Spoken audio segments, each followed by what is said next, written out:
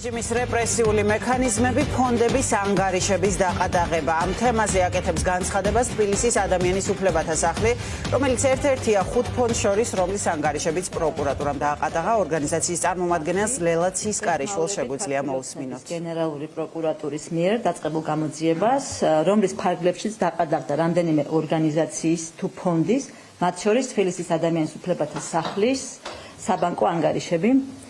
ჩვენი შეფასებით პროკურატურის მიერ წარმოებული გამოძიება ასევე ყადაღის დადების შესახებ მიღებული უკანონო გადაწყვეტილება და განჩინება არის დაუსაბუთებელი და უკანონო.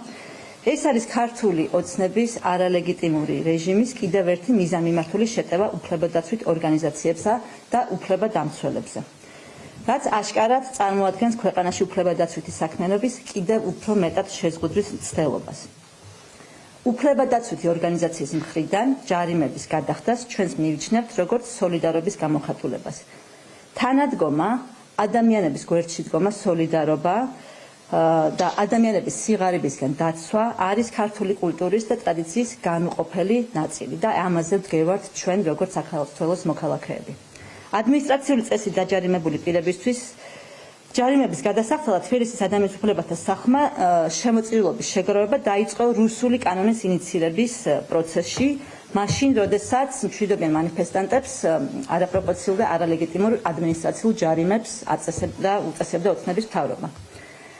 დღეისთვის ადამიანის უფლებათა სახლს დაფარული აქვს 843,747 ლარის ოდენობის 365 ადმინისტრაციული ჯარიმა. 2024 წლის გაზაფხულიდან დღემდე ჩვენ მივიღეთ 921,336 ლარის შემოწირულობა. ასეულობით ფიზიკური პირისგან და ბოლო 2 თვის განმავლობაში მივიღეთ 300,000 ლარის შემოწირულობა TBC ბანკისგან და საქართველოს ბანკისგან. ამჟამად განაცხადი ჯარიმების დაფარვის შესახებ გაკეთებული აქვს 100-მდე პირს, რომლებსაც ჯარიმის გადაუხდელობის შემთხვევაში ემუქრება ქონების დაყადაღება და ჩვენ ვერ ვახერხებთ ახლა ამ ჯარიმების გადახდას, რადგან ჩვენი ანგარიშები არის დაყადაღებული.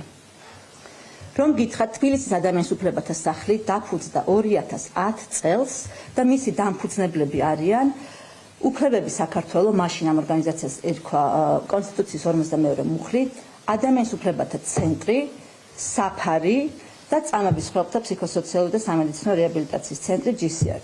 თავის მხრივ თითოეული ეს ორგანიზაცია 25 წელიწადზე მეტია მუშაობს უფლებადაცვით სფეროში და იცავს სისტემისგან ჩაგრული ადამიანების უფლებებს, იქნებოდა ეს შევარდნაძის მმართველობის დროს, სააკაშვილის მმართველობის დროს, თუ აი დღევანდელი უკვე დიქტატურისკენ მიმავალი ივანიშვილის რეჟიმის ქვეშ. ჩვენ 25 წელიწადია ვიცავთ ადამიანის უფლებებს და ვდგევართ ადამიანების გვერდში. და ყველაფერი, რასაც ვახორციელებთ, არის ორგანიზაციის თბილისის ადამიანის უფლებათა სახლის წესდების ფარგლებში და არ არის არაფერი გადაცდომილი წესდებიდან.